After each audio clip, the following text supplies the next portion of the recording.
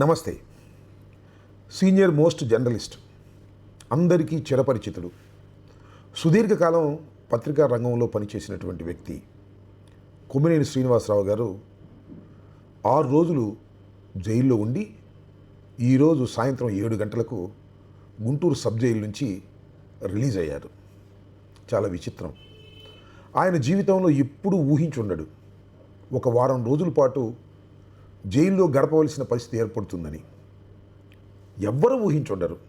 ఎందుకంటే జర్నలిస్టులు జైలుకి వెళ్ళవలసినటువంటి పరిస్థితులు వస్తాయని, దానికి జర్నలిస్టులు కూడా సిద్ధం కావాల్సి ఉంటుందని అనుకోవటం, ఊహించడం చాలా కష్టం.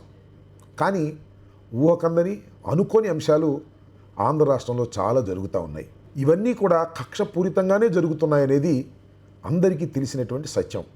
మొదటి కొద్ది అనుమానం ఉంది, కానీ రాను రాను చంద్రబాబు నాయుడు గారు, లోకేష్ కక్ష కట్టుకొని ఎవరిని లోపల వేయాలనుకుంటే వాళ్ళని లోపల వేసేటటువంటి వ్యవస్థల మేనేజ్మెంటు మెండుగా జరుగుతుంది అనేది ఒక నిర్ధారణకు రావటం జరిగింది. కొమ్మినేని శ్రీనివాసరావు గారు పత్రికా రంగంలో చాలా సంవత్సరాల నుంచి పనిచేసినటువంటి వ్యక్తి. చాలా సౌమ్యుడు. ఒక పరుష పదజాలాన్ని వాడాలంటే, లేదు రాయాలంటే 10 సార్లు ఆలోచించేటటువంటి స్వభావం కలిగినటువంటి వ్యక్తి. ఈనాడులో పనిచేశాడు, ఆంధ్రజ్యోతిలో పనిచేశారు, TV5లో, NTVలో, అన్ని టీవీల్లోనూ సుమారుగా పనిచేసినటువంటి వ్యక్తి, పేరు ప్రఖ్యాతులు గడించినటువంటి వ్యక్తి. చివరికి NTVలో తన ఉద్యోగం చంద్రబాబు నాయుడు గారు ఊడగొడితే గత్యంతరం లేక సాక్షికి వచ్చి లైవ్ షో చేస్తున్నటువంటి వ్యక్తి కొమ్మినేని శ్రీనివాస్ గారు. ఆయన మీద గతం నుంచి చాలా కక్ష పెట్టుకున్నాడు చంద్రబాబు నాయుడు గారు. 2014-19 కాలంలో ఆయన ముఖ్యమంత్రిగా ఉన్నప్పుడు చంద్రబాబు నాయుడు గారిని విమర్శిస్తున్నాడనేటువంటి కోపంతో ఆయన మీద కక్ష పెట్టుకుని ఎదురు చూస్తూ వచ్చాడు.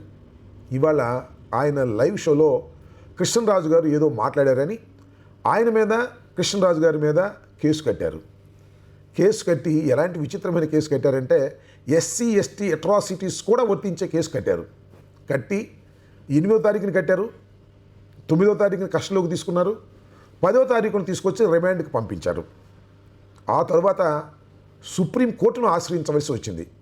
సుప్రీంకోర్టు తక్షణమే రిలీజ్ చేయమని ఆర్డర్ ఇచ్చినప్పటికీ కూడా శని ఆదివారాలు ఉండటం వలన 2 రోజులు వీలు కాలేదు. ఇవాళ సాయంత్రం అది కూడా 7 గంటలకి సూర్యాస్తమయం కంప్లీట్ అయిపోయిన తర్వాత మాత్రమే వదిలారు. ఎందుకంటే ముందు వదిలితే జనం కనిపిస్తారనే ఉద్దేశం, మరి ఏమో పోలీసు వారి స్ట్రాటజీ, ప్రభుత్వ స్ట్రాటజీ ఏంటో నాకైతే అర్థం కాలేదు. 4 గంటల నుంచి మేము ఎదురు చూస్తూ ఉన్నాం. 7 గంటల దాకా ఉండి 7 గంటలకు ఆయన్ని రిలీజ్ చేశారు. సరే, ఏదైనా ఒక అంశం, ఒక అంకం ముగిసింది. చంద్రబాబు నాయుడు గారు కక్షగట్టి ఒక 6-7 రోజులు కొమ్మినేని శ్రీనివాస్ గారిని లోపల పెట్టేటటువంటి కార్యక్రమం చేశారు. ఓకే. అయితే ఇక్కడ అంశం ఏంటంటే, కొమ్మినేని శ్రీనివాస్ గారు నాకు తెలిసి చీమకు కూడా హాని చేయనటువంటి వ్యక్తి. అలాంటి వ్యక్తి 7 రోజుల పాటు జైల్లో ఉండటం అనేది ఏమంత సమంజసం అని నాకు అనిపిస్తుంది. ముఖ్యంగా జర్నలిస్టు సోదరులు ఆలోచించుకోవాలి. చాలామంది జర్నలిస్టులు మాట్లాడడానికి, సపోర్ట్ చేయడానికి ఇవాళ భయపడుతున్నారు. వాతావరణం అలా ఉందనుకోండి, అది వేరే అంశం. కానీ ఒక్కసారి మీ మనసులో తర్కించుకోండి, చర్చించండి. కొమ్మినేని శ్రీనివాస్ గారు లాంటి వ్యక్తిని జైల్లో పెట్టి చంద్రబాబు నాయుడు ఏమి సాధిస్తాడు అనేది నాకు ఇక్కడ కలుగుతున్నటువంటి సందేహం. ఏమీ సాధించలేడు సరికదా, సమాజంలో ఒక చెడ్డ పేరు సాధించేటటువంటి కార్యక్రమం చేస్తారు. కొమ్మినేని గారిని అరెస్ట్ చేయటం వల్ల చంద్రబాబు నాయుడు గారు ఏ విధమైన రాజకీయ లబ్ధి పొందలేదు. నిజానికి కొమ్మినేని శ్రీనివాస్ గారిని అరెస్ట్ చేయడానికి ప్రధానమైన కారణం ఆయన మీద కక్ష. దొరికిందే తడవుగా సాక్షిని బ్లేమ్ చేయాలని, దానితో పాటు జగన్మోహన్ రెడ్డిని కూడా బ్లేమ్ చేయాలనేటువంటి ఒక పగడ్బందీ పథకంతో ముందుకు కదిలారు. ఎక్కడి దాకా వెళ్ళిందంటే, భారతమ్మ గారిని తిట్టే కార్యక్రమం, సాక్షి ఆఫీసుల మీద దాడి చేసే కార్యక్రమం, జగన్మోహన్ రెడ్డి గారు రాష్ట్ర పర్యటనకి ఎక్కడికన్నా వెళితే, అయ్యా జగన్మోహన్ రెడ్డి నువ్వే క్షమాపణ చెప్పాలి అని ఈ నల్ల బెలూన్లు పట్టుకొని ఆయనకు ఎదురెళ్ళి ఘర్షణ వాతావరణాన్ని సృష్టించి మా మీద కేసులు పెట్టాలని, ఇంత పెద్ద కుట్ర జరిగింది ఈ విషయంలో. ఫైనల్గా నేను అడుగుతా ఉన్నా, ఈ ప్రభుత్వం, కూటమి ప్రభుత్వం అంటే ఎందుకో మరి పవన్ కళ్యాణ్ గారు, భారతీయ జనతా పార్టీ మాట్లాడటం లేదు, కానీ చంద్రబాబు నాయుడు గారు వాళ్ళ అబ్బాయి ఏమి సాధించారు మీరు?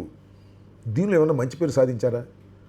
ఒక దుర్మార్గమైన డిబేట్ చేస్తున్నారు అని మీరు చెప్పారు తప్ప అది దుర్మార్గమైన డిబేట్ అని ఎవరు నమ్మలేదు. నిజానికి కొమ్మినేని శ్రీనివాస్ గారు దాన్ని ఎంకరేజ్ చేసేటనే విషయాన్ని కూడా నమ్మలేదు. కాకపోతే కృష్ణరాజు గారు అలా అని ఉండవలసింది కాదనేది అందరి అభిప్రాయం.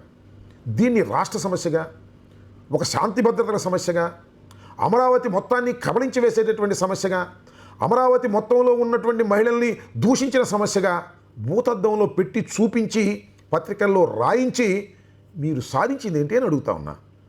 కొండను దొవ్వి మీరు వెలుకును పట్టారు. చివరికి సుప్రీంకోర్టు కామెంట్ చేసింది. కొమ్మినేని శ్రీనివాస్ గారికి ఏమి సంబంధం అనేటువంటి కామెంట్ చేస్తూ బెయిల్ ఇచ్చింది. చివరికి ఏమైంది? మీరు చేసినటువంటి ప్రయోగం కానీ మరొకటి కానీ వికటించినటువంటి సందర్భమే తప్ప దీనివల్ల కించిత్తు కూడా మీకు లాభం జరగకపోగా విపరీతమైన నష్టం జరుగుతూ ఉంది. పోలీసు వ్యవస్థను మీరు అతి దారుణంగా ఉపయోగిస్తున్నారు. ఏం జరుగుతుంది? పోలీసు వ్యవస్థను ఉపయోగిస్తే రెసిస్టెన్స్ పెరగదు, నాయకుల్లో కార్యకర్తల్లో రెసిస్టెన్స్ పెరగదు.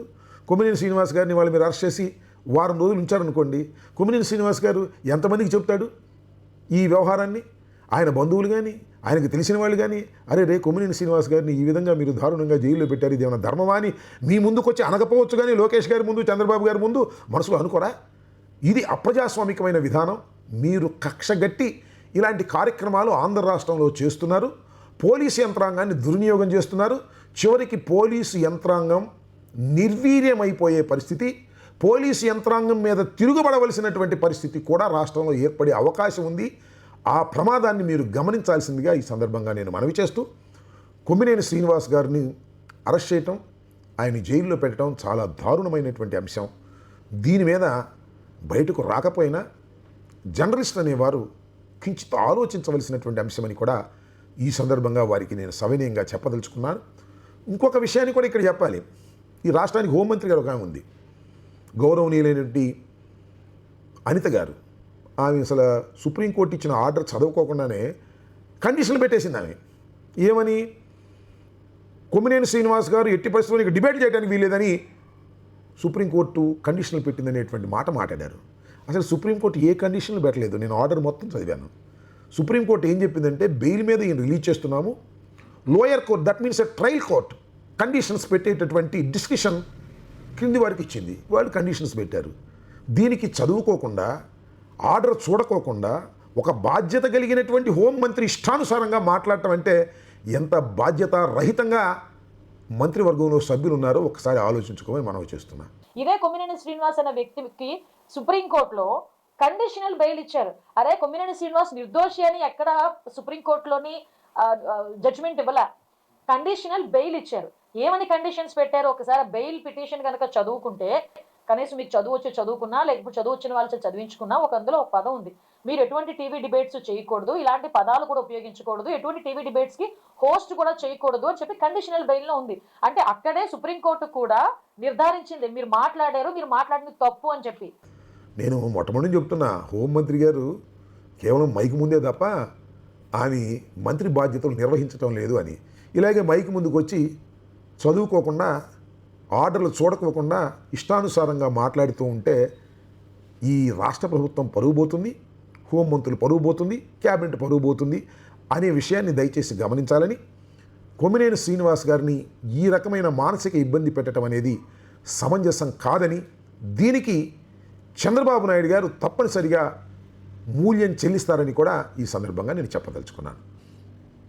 ధన్యవాదాలు. Stay aware, stay bold. Like, subscribe and follow at Ammati Rambabu Official for truth and clarity in today's politics.